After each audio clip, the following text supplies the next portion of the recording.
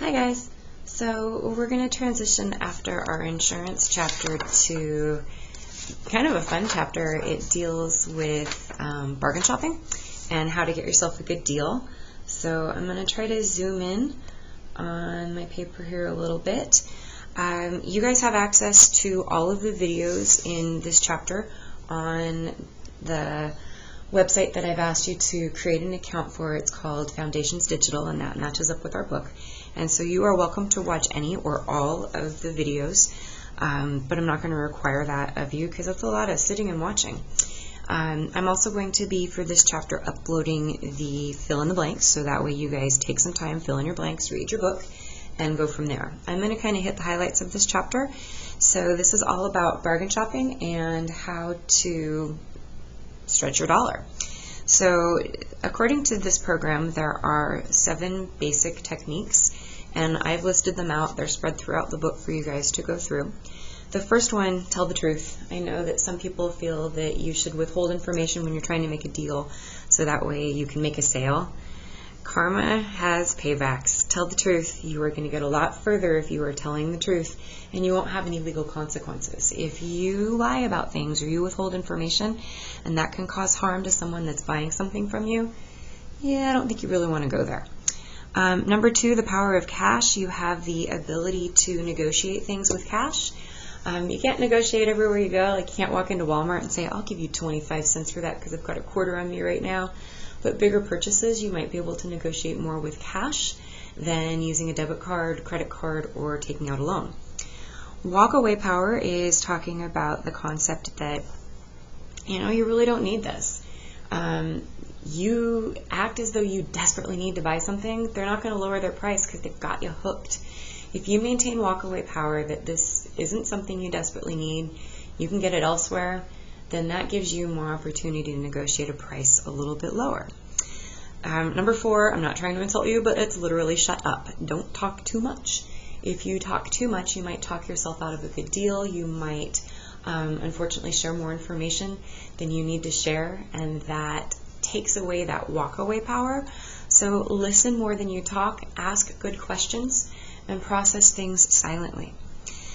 Number 5, I love this one. That's not good enough. When you're trying to make a deal and someone tries to highball you where you're trying to drop a price and they're like, okay, $5,000. And you're like, no, that's not good enough. That's an indicator that they need to drop their price or you can walk away. Vice versa, if you're selling something and someone's trying to lowball you and you're selling something for $1,000 and they want to give you $5, well, that's not good enough for the deal that I want to make and the item that you're going to buy. The good guy, bad guy technique, a lot of times people think about this with used car salesmen, but that's not the case necessarily, that only happens there. But the good guy, bad guy is where whomever you're dealing with is wanting to take your offer to someone else and get permission to agree to it and say, well, my manager, they're just not going to go that low, or I don't think I can sell it for that price. My manager's going to say no, but I'll go check. And they make the person on the other side of another wall the bad guy, where they're the one face-to-face trying to help you. Highly likely they're not even going to talk to a manager. They're taking a little coffee break and they're going to come back and hoping that you up your price.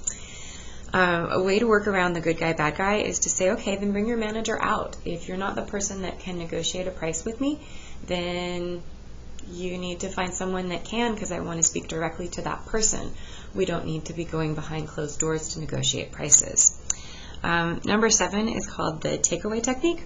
So let's say you want to buy a boat and you're wanting to reduce that price, and you go check out the boat and you see that they've got like skis and life jackets and all the ropes and the buoys and everything that you could need, but it wasn't part of the initial deal. Like, it wasn't advertised for sale.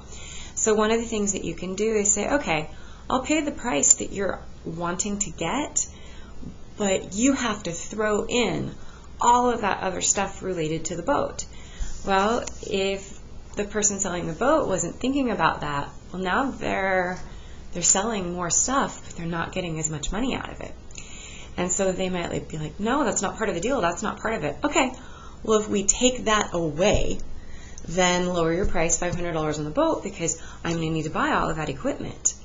So that can be kind of a win-win concept, which is really truly the whole idea of bargain shopping and negotiating. It needs to be a win for the seller and for the buyer. On the concept of takeaway, while they never intended to sell all of the other equipment with it, that might work out to their benefit where they no longer have to store it. Kind of a cool way to approach it, that if you take something out of the deal, you can lower the price. If you don't take it out of the deal, then you're getting more than the original dollar amount might have indicated. So I'm going to scoot forward, oops, too far in my book, and just talk about some places on where you can find great deals.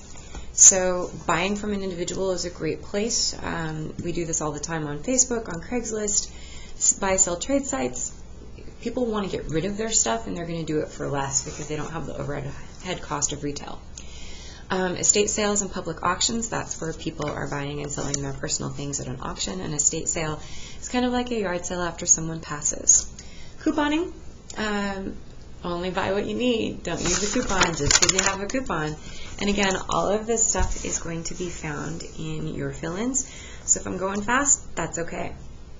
Garage sales are great places to look, especially as spring, summer, and fall roll in. Repo lots, you can get some pretty good deals on cars. Same thing on houses. They can be foreclosures, which is what number 8 is. Just be really careful. Sometimes you get what you pay for, and if you're getting something on the cheap, you might have to put a lot of work into it to make it functional. We don't have a lot of flea markets in our area. I think those are more big cities, but think giant garage sale in a parking lot. Pawn shops. I know a lot of people feel like that everything that is in a pawn shop is stolen. I can't speak to that. I've never worked in a pawn shop, but I've had a friend that did. He said that they go through their records very carefully to make sure that things aren't stolen, but I don't know. I've had friends that have gotten really great deals at pawn shops, so something to be thinking about. They're very highly regulated, so hopefully you're not getting anything that's kind of hot. On to the next page, online auctions, like I had mentioned, Facebook, Craigslist, etc. Classified ads, I don't know if we really have these that much anymore. We used to have this thing called the Nickel Saver or the Buy Sell Trade magazine for cars and trucks and boats and motorcycles, but a lot of that's gone to online, but you can still find that kind of stuff, and there are online classified ads as well. Consignment sales, that's where you actually go to a store to sell your stuff. I don't know if you guys are familiar with Tykes to Kids.